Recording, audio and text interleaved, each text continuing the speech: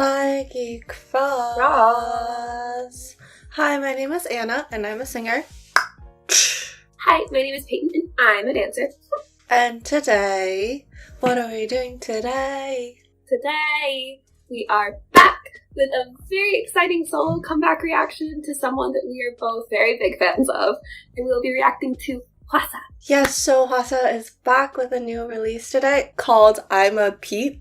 Pete in Korean. The Konglish pun game is very strong in this title. But obviously we watched the teaser beforehand, mood sampler. We kind of know what to expect. So that being said, let's go!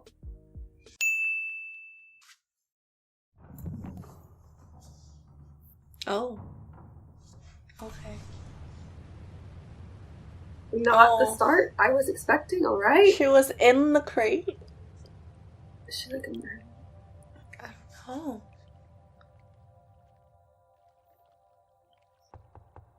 What's going on?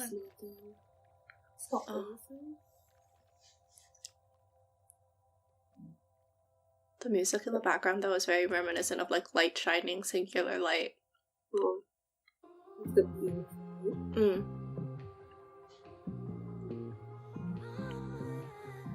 The slow chest over is really satisfying.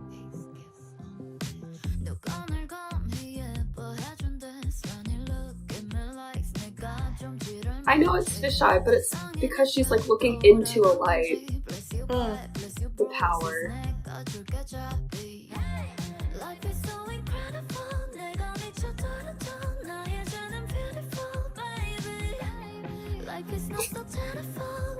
Kind of dampened effect.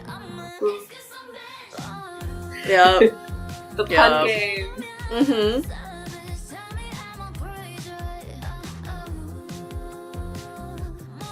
We're both going like this. Yeah. It's the perk. Oh.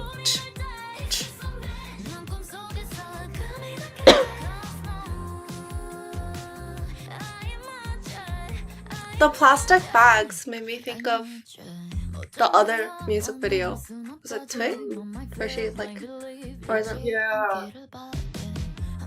I was thinking of stage lights, how there's the plastic over them. Ah. Oh?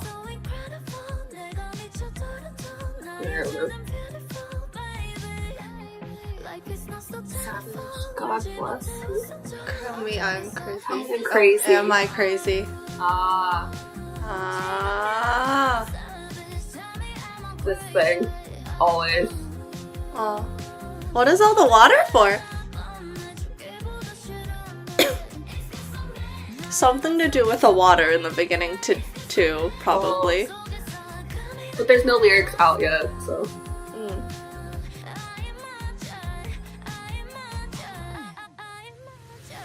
Oh, that was... Huh? Oh my god! It's the guy from Superband! Superband 2. I'm blanking on his name right now, though. Whoa.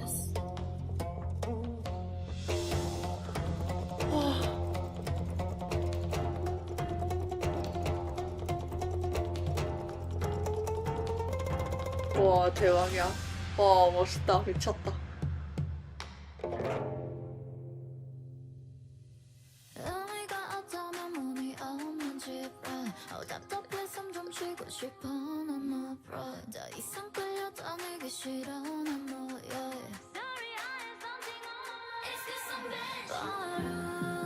Wow, that was so cool. She's so cool.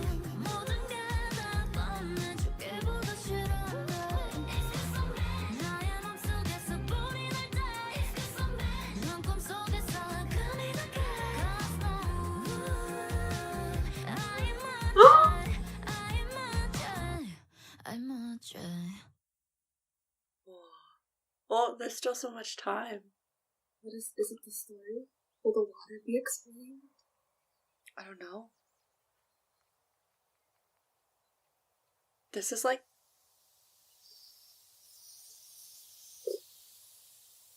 I'm sorry. Are you okay? just almost screamed out loud. Okay, so just jumping right into some things about the dance. First off, wow, she's so cool. She's such a powerful performer, and there's so many like interesting things about the dance, so I'm just gonna point out a couple. The first is more of like a throwaway comment. There's just so many accents in this, and I love that because Mamamoo is a very musical group as a whole. Like, they have great musicality, but typically in Mamamoo songs, they show it more through like their vocalizations. But I love Hwasa's solo songs because when she gets to dance and show it through her dancing too, and just like her body awareness, it's so lovely.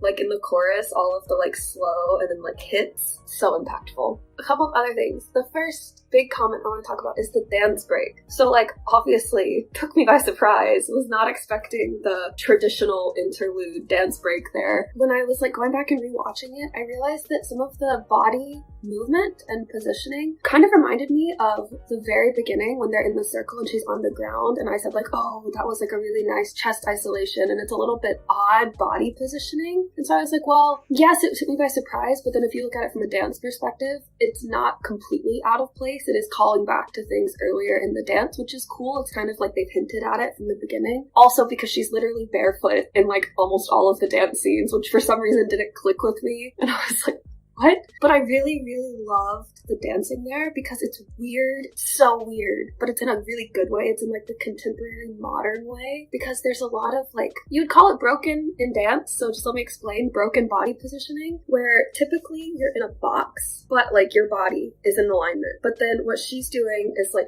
her shoulder being twisted and like an arm being the wrong way, or like a chest positioning pulls you across and it breaks the box. So it's just all of these really wonderful, very artsy stage pictures. It's like watching art in motion, basically. So I loved that. And at the very end, when he gets really intense on the instrument, and it's like his fingers are just flying across the keys, it's like the music is like falling through her body, and she does like, oh, it's so beautiful. But kind of related, my next comment was just about the body positioning in general. It's very provocative, and not in like the way that you think. Actually, that way too, but more in like, so you think you can handle me, sort of like, not looking for a fight, but kind of.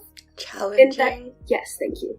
Challenging. It's a lot of very open, very strong positions. There's a lot of standing in second position with her legs bent, like arms forward, sort of like, are you ready? And also a lot of forward motion. You couple that with her facial expressions, which are very challenging. So it's just a very strong dance. But also, I really liked the body positioning, not just in the dance, but in the non-dance scenes too. She was voguing. Like, all of her body positionings were like she was doing a photo shoot, because it wasn't like the prim and proper up. There's a lot of like arched back and like looking at you from weird angles, and it just reminded me again of like the weird body positioning in some of the dance, like the dance break. So I just loved it. I was so entertained the whole time, right up until the very end. So in case those of you don't know and haven't watched some of our other reactions, I have like trauma against snakes, like real life actual trauma against snakes, so I just don't like them, so that took me off guard at the end. But other than that, I loved it. Anna's turn.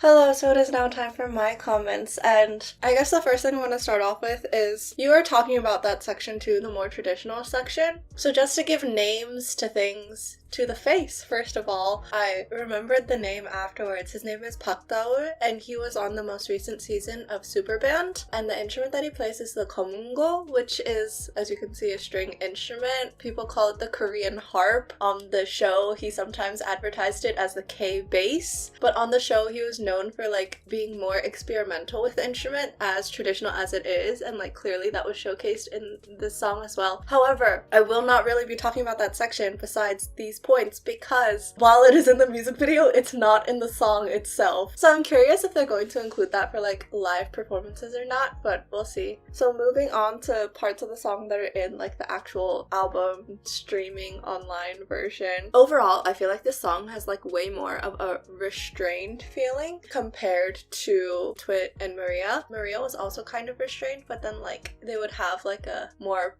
moment in the chorus. Not to say that this doesn't have it, like I'm a Pete, but it feels more overall restrained, and like not in like a lower energy level sort of way, but like sort of something's lurking under the surface, I feel like. But one thing I really like about the song is there's like continuity through the themes with like slight variations. One of the obvious points would be like the perk drums that we were both moving to the entire time. It really like calls for the listener and person watching to like move in a certain manner, and we were both moving in the exact same manner, especially the kick that's at the second part of that perk line. Along with that is the bass line that you hear underneath, and it's playing in the verses, but it is more frequent. Like the notes that it's playing are more frequent in the chorus, which adds like the very like typical sort of Hwasa-esque, when I think of her style and brand, groove to the song. One thing I really liked though was the pre-chorus line, because the pre-chorus is just like the same sort of ascending line over and over again,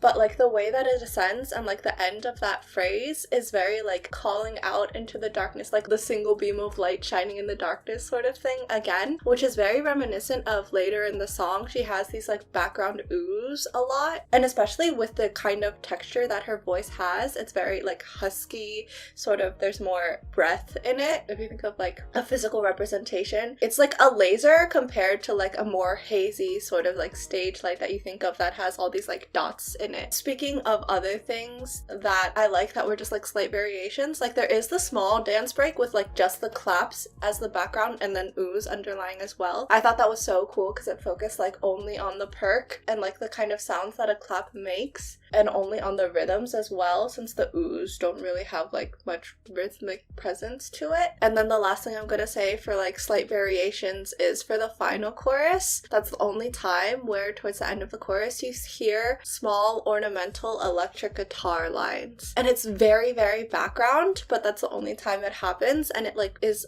just a small enough difference that it's like, oh, this isn't exactly the same. Anyways, she's great. But you're gonna hear me talk again because it's my turn to TLDR. So TLDR for this reaction is, first of all, congratulations to Hwasa on yet another wonderful, amazing solo release called I'm a Peep. But in true Hwasa fashion, it is a very iconic song, powerful performance included as well, and she tried something more experimental. So, if you also enjoyed Hwasa's solo comeback and you want to talk about it more, you want to talk about how it was experimental, how it was super Hwasa, we're happy to do so, and we would love to do so, so come find us on our socials, which are linked in the cards. And as always, if you enjoyed this reaction video, please be sure to like, comment, subscribe, turn on your notification bell, and bye! Bye!